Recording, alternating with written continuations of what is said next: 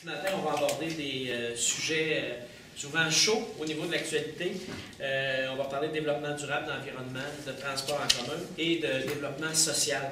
Des sujets qui me tiennent à cœur, des sujets qui ont suscité aussi beaucoup de participation des citoyens, soit dans les forums ou dans les différentes rencontres que j'ai eues.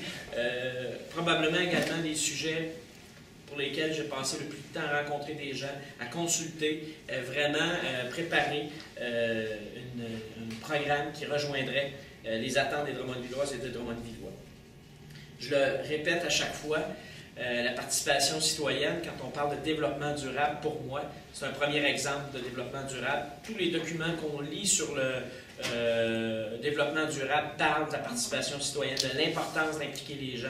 Donc, c'est ce qu'on a fait depuis le début, c'est ce qu'on va continuer à faire.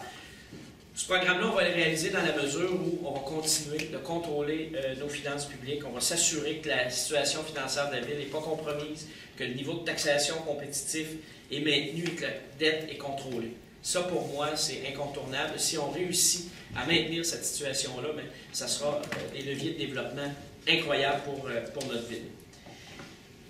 Sans plus tarder, j'irai au niveau de l'environnement et du développement durable. On en a parlé énormément à Drummondville, je vous dirais, ces derniers mois, au cours de la dernière année tout particulièrement.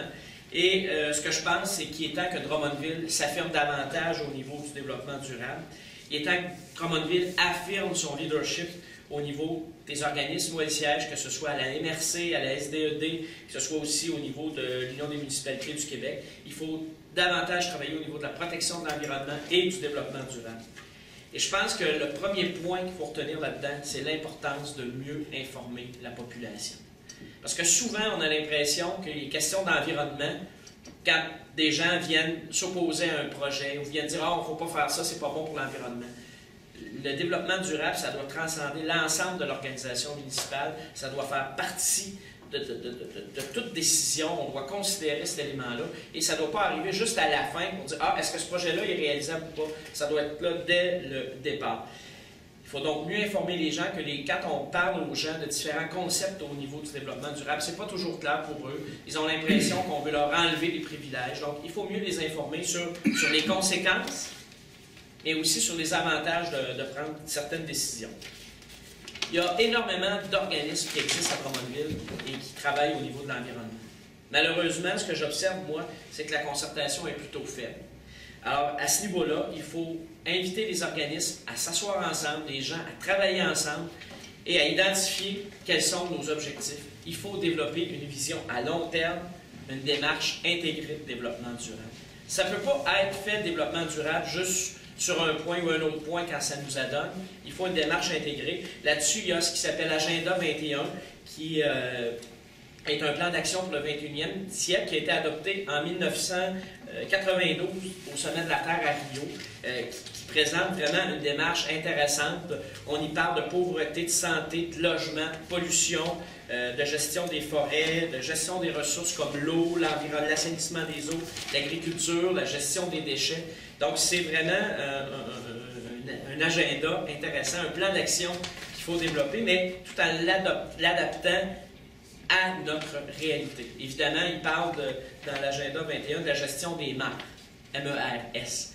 Ben, on s'entend qu'à Drummondville, on n'en discutera pas très très longtemps. Malheureusement, et même les politiciens ne pourraient pas vous promettre qu'ils vont creuser une mer autour de la ville, il n'y en a pas. Donc, il faut vraiment aller dans les sujets qui nous intéressent, qui nous touchent. Un des éléments importants, et je pense que Drummondville s'est développé énormément au cours des dernières décennies, il faut travailler ensemble à voir comment on peut freiner l'étalement urbain.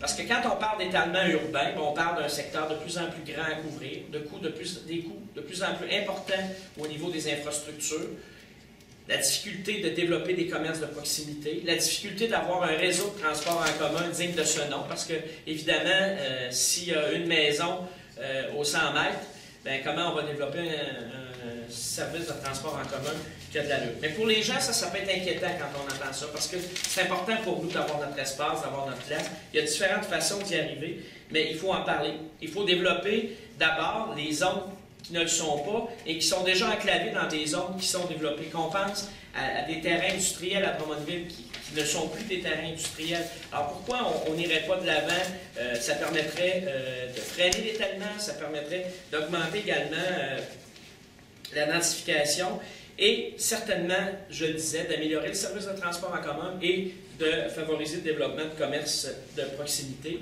Ça aurait l'avantage de diminuer les coûts au niveau des infrastructures également. Il faut établir un plan de conservation des milieux naturels. Il ne faut pas se poser la question, à chaque fois qu'on veut faire des travaux, est-ce que ça c'est un milieu qu'on doit protéger ou pas? Il faut se faire un plan. Il faut assurer la pérennité des milieux qui sont des milieux de valeur.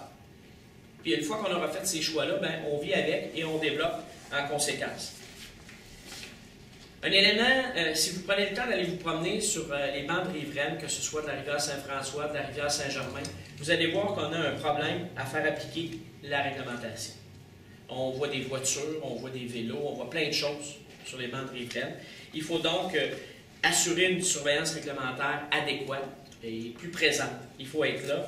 Et ça va nous permettre, entre autres, de travailler au niveau de la qualité de l'eau. Bon. C'est pas un record qu'on aime beaucoup, mais la rivière Saint-Germain, c'est le plus pollué des affluents de la rivière Saint-François.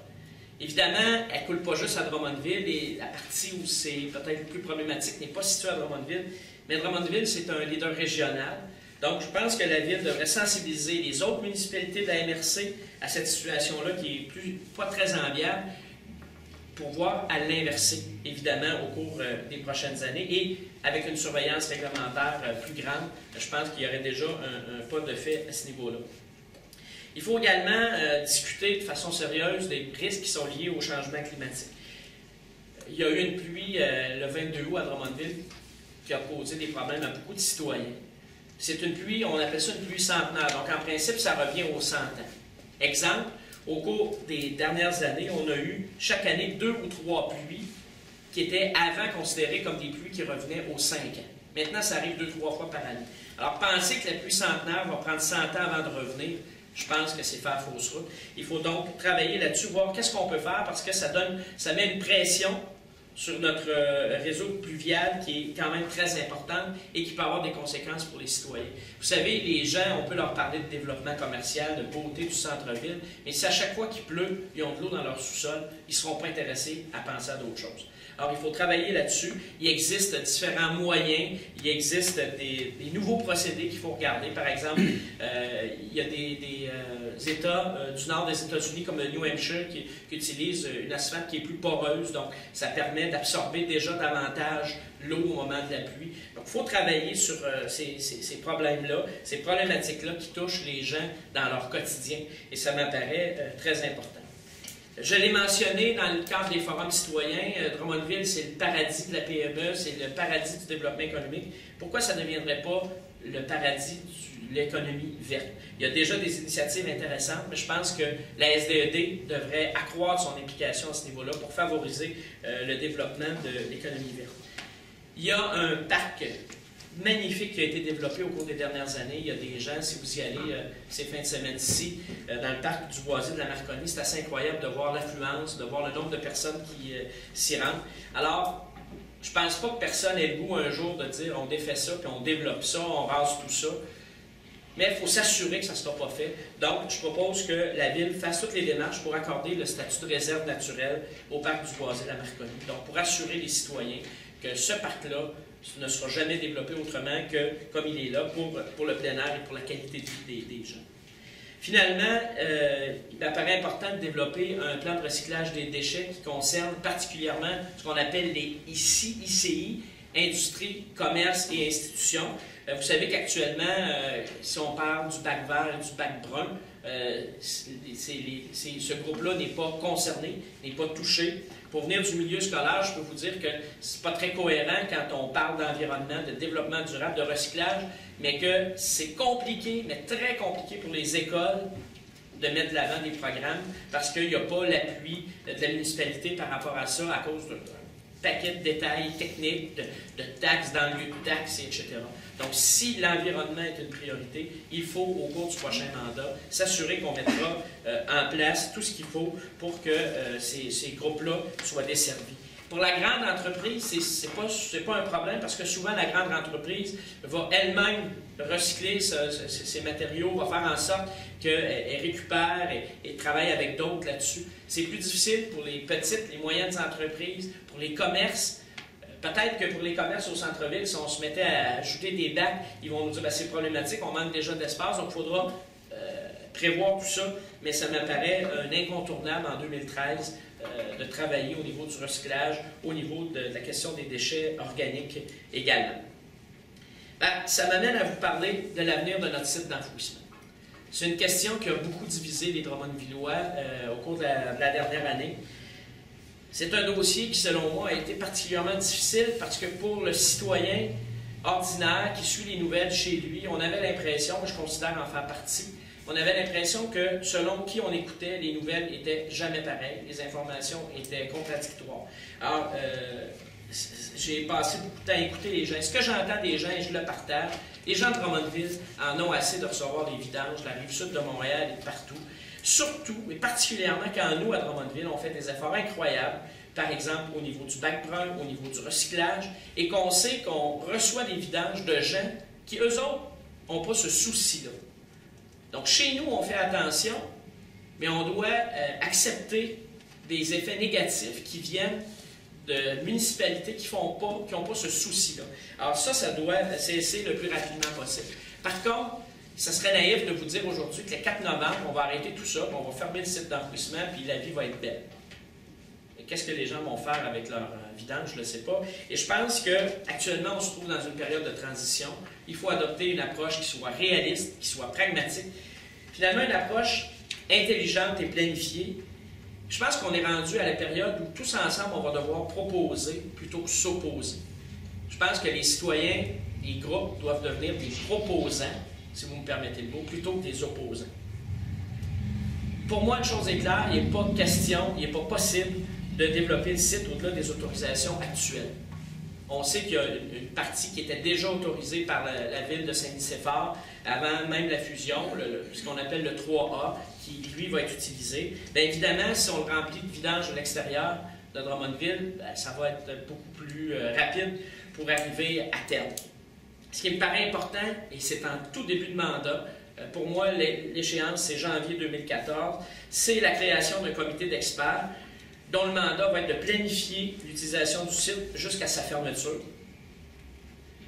et de présenter une ressource d'élimination des matières résiduelles qui soit différente de l'enfouissement.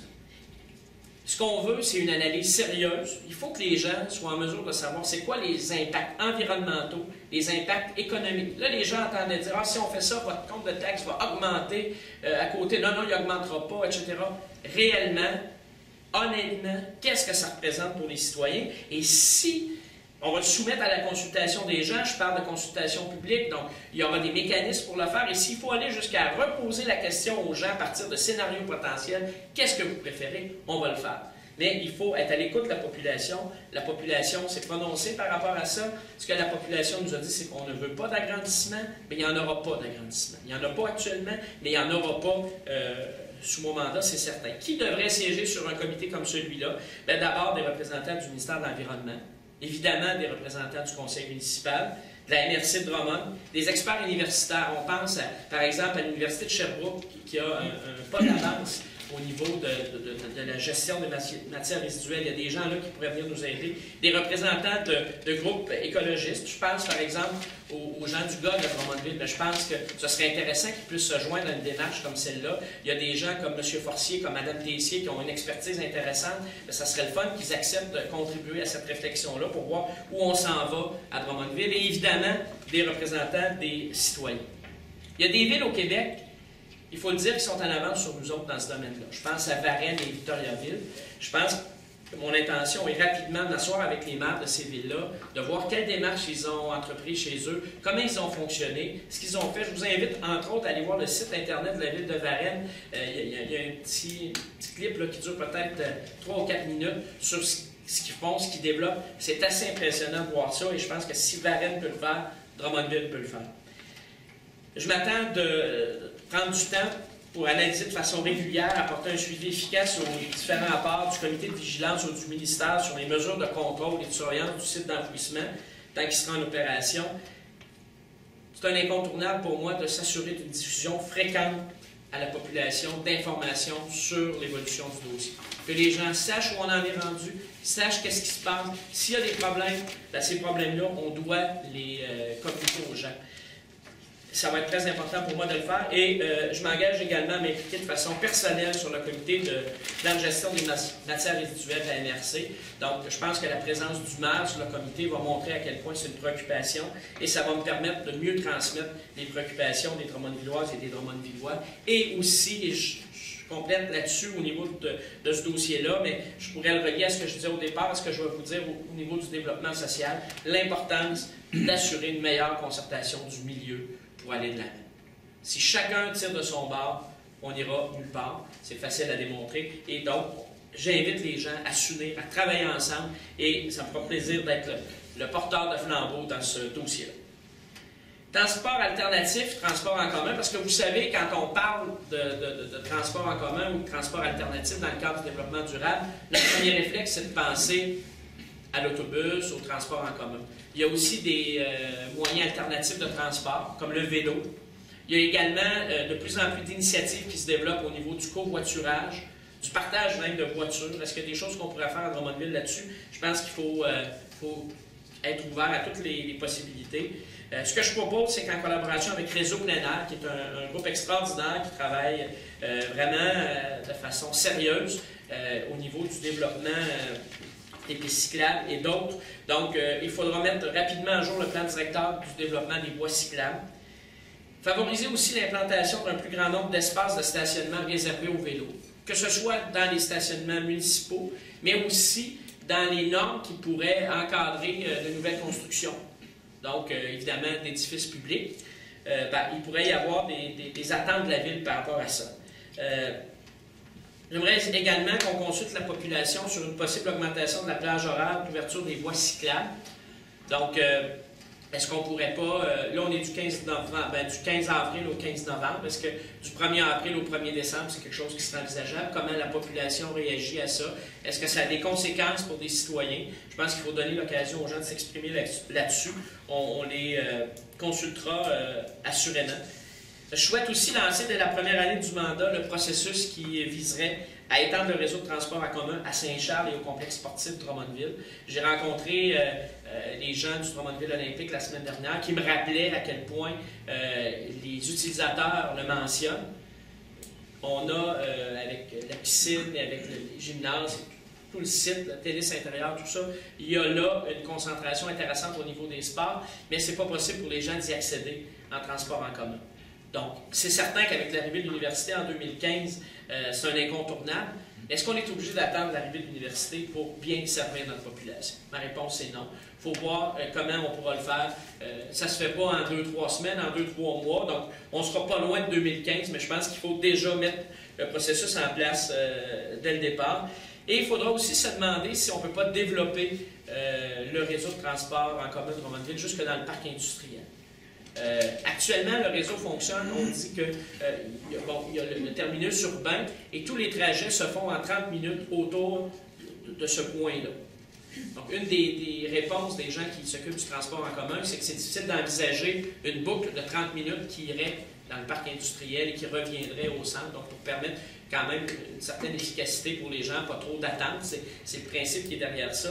Mais il faut regarder quelles sont les solutions alternatives. Je comprends que comme ça, c'est peut-être pas possible de le faire, mais est-ce qu'il y a d'autres façons de desservir à des heures bien précises? Parce qu'on sait que c'est probablement pas à 11 h le matin qu'il y a beaucoup de gens qui ont à se rendre dans ce secteur-là. Donc, est-ce qu'il y aurait des choses qu'on pourrait faire peut-être même à un rythme plus important à des heures de pointe et pas à d'autres heures? Bien, ce serait envisagé, ce serait voir qu'est-ce qu'on peut faire pour desservir ça, parce que souvent, il y a des gens qui travaillent, puis on le sait, on le répète, on l'entend souvent, les salaires à Drummondville ne sont pas élevés dans les entreprises, donc dans le parc industriel, c'est particulièrement vrai. Ces gens-là n'ont pas toujours les moyens d'avoir la voiture.